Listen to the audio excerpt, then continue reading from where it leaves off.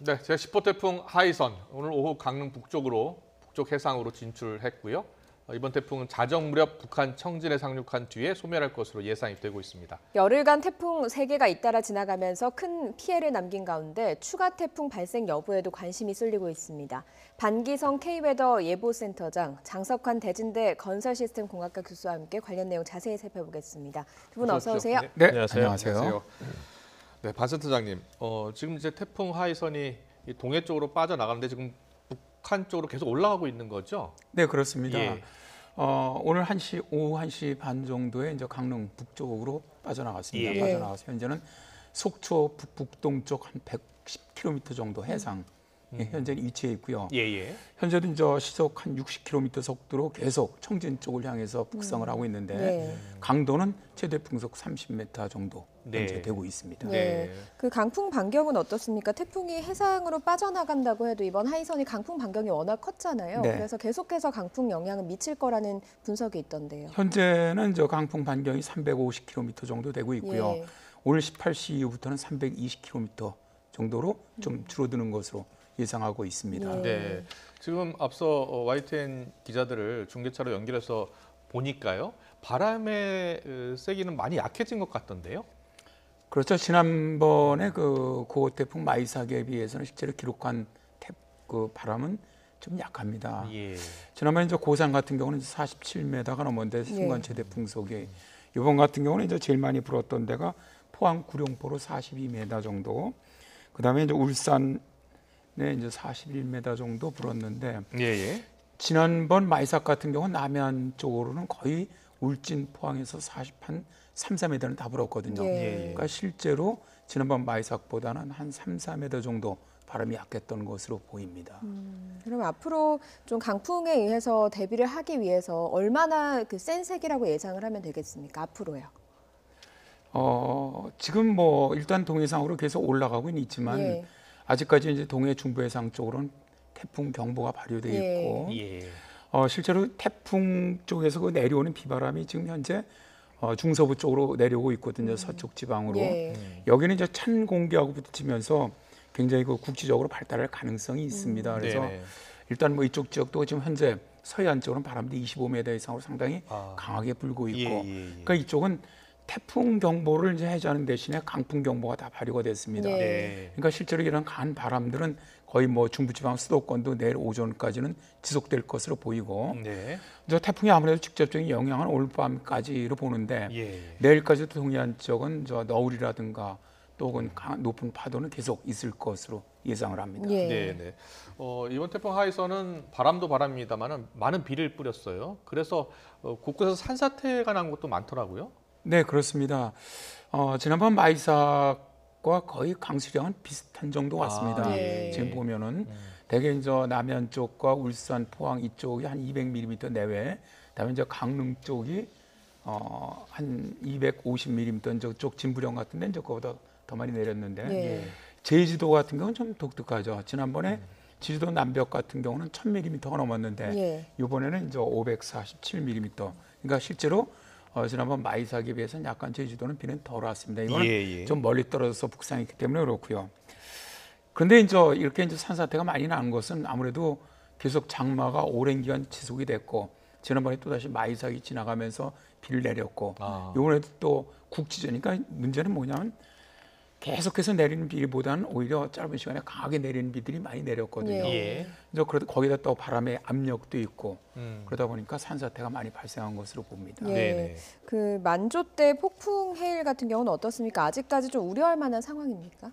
현재 뭐 중심 세력은 저 속초 북북동 쪽으로 빠져나갔지만 저 대개 이쪽 그 강릉이라든가 이쪽 지역의 만조 시간이 저녁 6시 부근입니다. 예. 그래서 아직은 뭐 약간 가능성이 있다고 보고 앞으로는 이제 저녁 때 들었으면은 실제로 이제 너울이라든가 월파 이런 영향이 더 클 것으로 보입니다. 그래서 이쪽 강원도 동해안 쪽은 내일 오전까지는 방파제라든가 해안도로 쪽은 가급적 안 나가시는 것이 좋을 것으로 보입니다. 예. 일단 소멸이 오늘 자정쯤 소멸되니까요. 그때까지 이제 긴장을 놓치지 말아야 되는데 우리 반 선장님은 내일 아침까지도 주의를 기울여야 한다는 말씀이시죠? 네, 소멸이 되더라도 그 저기압 자체는 그대로 남아있기 때문에 그게 굉장히 기압 경도가 강합니다. 예. 그렇게 되면 바람이라든가 이런 건 계속 강하기 때문에 아무래도 좀 내일 거의 뭐 아침 정도까지는 주의를 해야 할 것으로 예. 보입니다. 자, 우리 장석환 교수님께도 좀 여쭤봐야 될 것 같은데요. 예. 이제 해안가 저지대 예. 최근에 이제 큰 피해를 많이 입었잖아요. 그런데 예, 지금 그렇습니다. 해안가 저지대 피해를 지금 태풍이 올라올 때마다 지금 입고 있는데 좀 큰 피해를 줄이기 위한 좀 새로운 어떤 대책이 좀 필요한 건 아니겠습니까? 보통 지금 태풍의 영향이 해안가 같은 경우는 이제 해일이라고 예. 하죠. 해일이라고 하는 것은 우리가 저기압, 태풍은 저기압이기 때문에 물을 들어올리는 효과가 있어요. 그러니까 진공청소기를 생각해 보시면 잘 알 겁니다. 예. 진공청소기는 바깥의 기압보다 적은 양이기 때문에 먼지를 빨아들이는 것처럼 예. 그래서 태풍의 기운이 세면 셀수록 바다를 힘을 들어올리는 힘이 커지는 데다가 네. 더 주의할 것은 이제 그때의 만조가 겹친다든지 또 거기에 육지 쪽으로 바람이 분다. 이번에 동풍이 불었지 않습니까? 예. 그런 것처럼 그런 경우에는 파도도 높아지고 해일이 가능성이 있는데 그런 경우는 순식간에 넘어오기 때문에 해안가 도로라든지 특히 해안에 있는 교량 이런 데는 굉장히 위험합니다. 예. 그래서 지금은 이제 해안에 있는 구조물, 방파제라든지 도로라든지 이런 설계 기준들이 있는데 앞으로는 이런 기후 변화에 의해서 태풍에 온 그런 것들의 영향까지를 고려해서 예. 설계 기준을 좀 강화할 필요는 좀 있고요. 개인적으로는 해안가는 일단 나가시지 않는 게 태풍 시기에는 굉장히 좋고 선제적으로 예. 대비를 미리 해놓으시고 그 다음에는 태풍이 오실 시기에는 그쪽으로 진입을 하지 않는 게 가장 중요합니다. 네, 이 제방을 강화해야 된다는 말씀하셨는데 제방의 높이를 좀 더 높게 쌓는다거나 예. 아니면 그 구조물 설치물을 좀 더 큰 걸로 갖다 놔야 된다든지 이런 대책이 좀 필요하겠습니까? 지금 부산 같은 경우가 그 해운대 주변은 뭐 특정 지역을 말씀드려서 좀 죄송합니다만은 지금 거기에 있는 들어오시는 관광객들이라든지 아니면 예. 거기에 계시는 주민들이 예.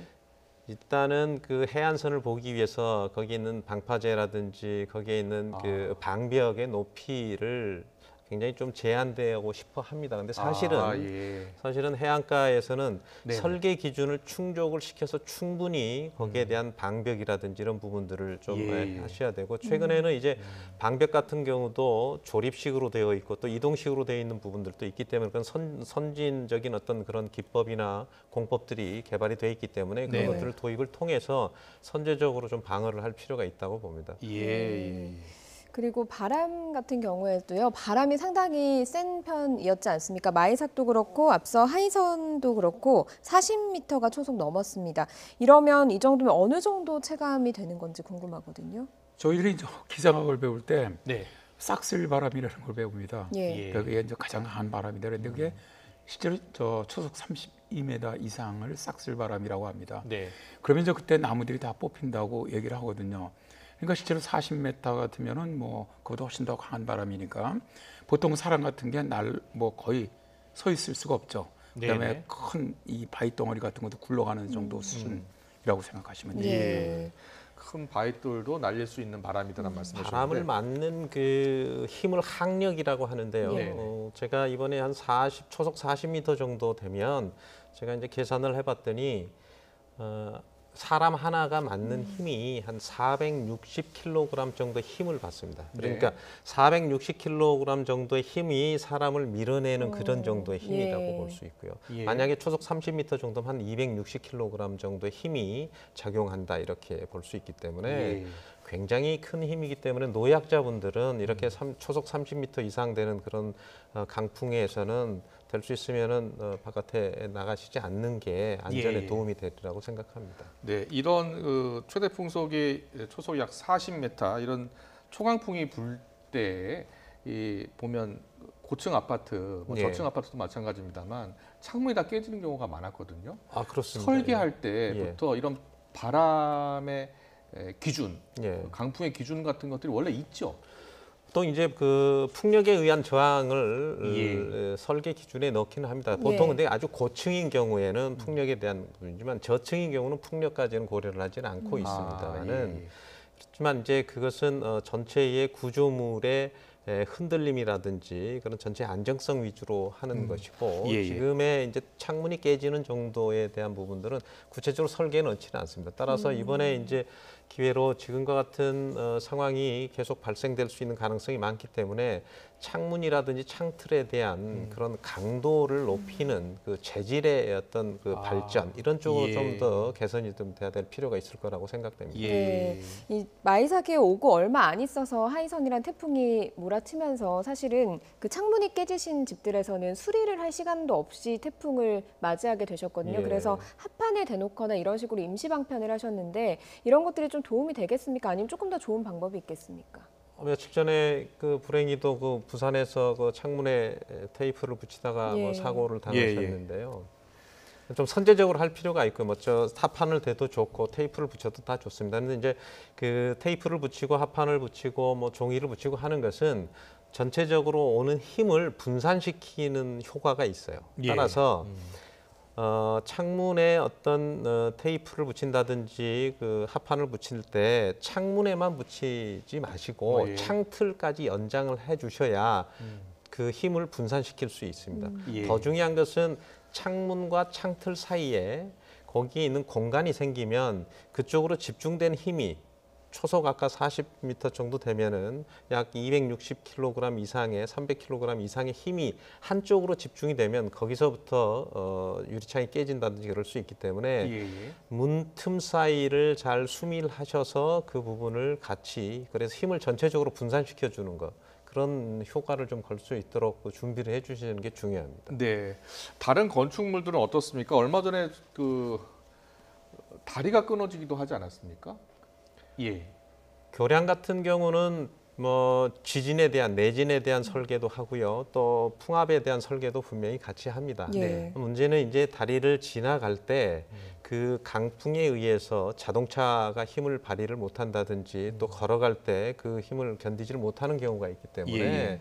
그런 부분들 같은 경우는 일단은 자동차는 바람이 많이 불면 교량 같은 데서는 좀 저속을 좀 할 필요가 있고요. 예. 그리고 지금은 그런 큰 구조물 같은 데는 방풍림이라고 어떤 그 바람의 힘을 분산시키는 그런 조경을 한다든지 그 안에 어떤 그 수풀을 형성을 한다든지 이런 걸 통해서 구조물을 보호할 수 있는 그런 방법들은 여러 가지가 있습니다. 예. 예. 네. 그리고 지금 집안 붕괴도 좀 주의를 해야 될 것 같습니다. 맞습니다. 사실은 집안이 상당히 올해는 좀 약해져 있는 상태인데 거제에서 아파트 앞 절개지가 무너지면서 주민 수십 명이 대피하는 일도 있었거든요.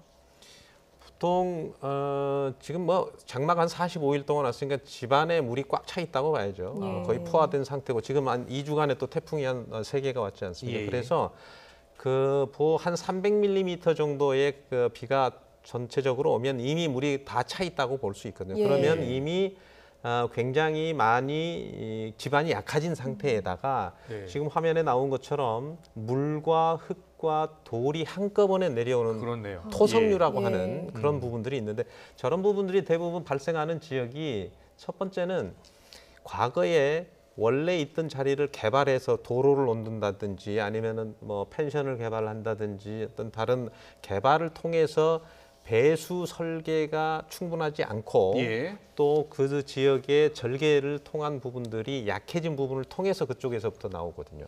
지금처럼 강풍이 불면 나무가 뽑힌다. 그러면 예. 그 지점부터 다시 토성류가 발생할 가능성이 많은 지역이라고 볼 수 있습니다. 네. 네. 지금 말씀하신 대로 최근에 집중호우 그리고 태풍 3개가 연속 올라오고 이러면서 곳곳에 저렇게 집안이 약화되어 있는데 그렇습니다. 비단 저것뿐만이 아닐 겁니다. 지금 전국 곳곳에 저렇게 약화된 곳이 굉장히 많지 않겠습니까? 옹벽이라든지 예. 축대라든지 이런 부분들은 거기에도 물이 가득 포화가 된 상태로 설계가 돼 있는 게 아니거든요. 예. 그러니까 물이라고 하는 게 집안 속으로 들어가게 되면 일단 부력에 의해서 집안이 약해지는 것이 첫 번째고요. 두 번째는 네, 네, 물이 들어가면 무게가 더해지는 거거든요. 네. 따라서 옹벽이나 축대 근방에는 그 물이 들어감으로 인해서 더 무게가 무거워지기 때문에 어려운데 예, 예. 그 주변에 토사나 아니면 황토가 지하수와 같이 이렇게 뿜어져 나온다든지 그런 부분들이 흐른다든지 이런 부분은 그 굉장히 위험한 부분이기 때문에 그걸 잘 지켜보셔야 될 부분입니다. 어떻게 대비를 해야 됩니까?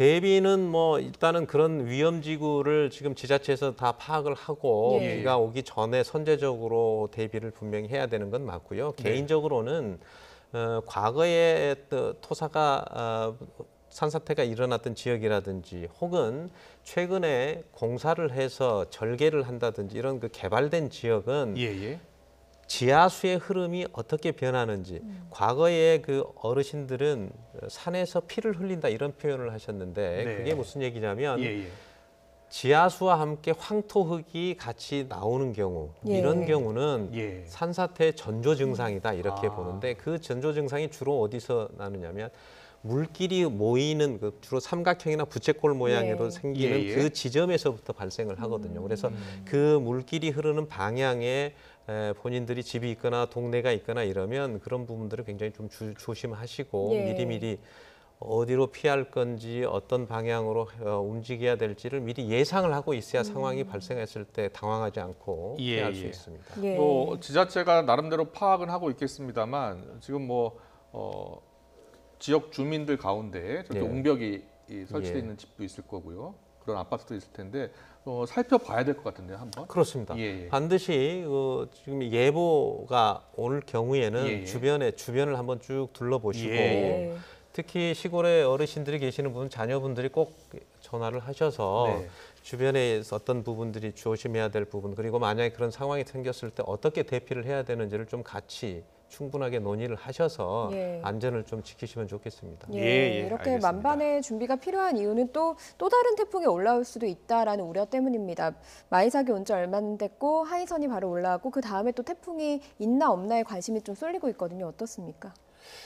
현재로 봐서는 이제 저희들이 모델을 11 모델 정도를 갖다가 이제 돌리는데 18일까지 모델을 보면은 아직 태풍이 만들어지는 이런 어떤 건 없습니다. 모델들을 다 봤는데.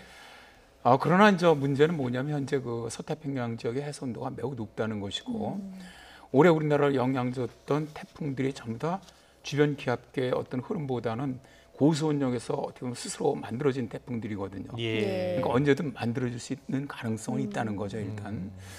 그러나 어쨌든 뭐 18일 정도에 많이 만들어진다고 하더라도 우리나라까지 북상한다면 대개 일주일 정도가 걸립니다.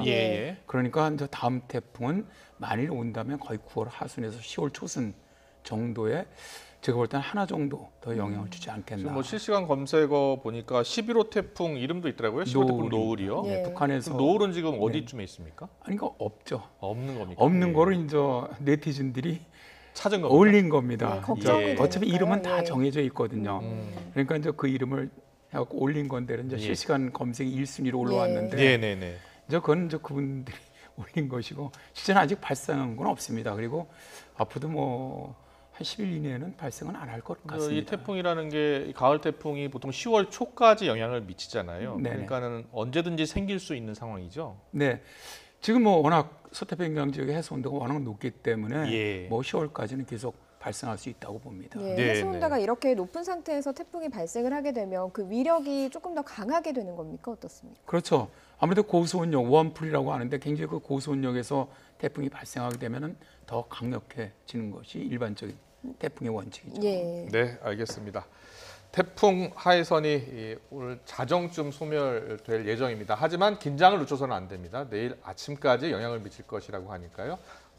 철저한 대비하시기 바랍니다. 지금까지 반기성 K웨더 예보센터장님 그리고 장석환 대진대 건설시스템공학과 교수였습니다. 잘 들었습니다. 고맙습니다. 감사합니다.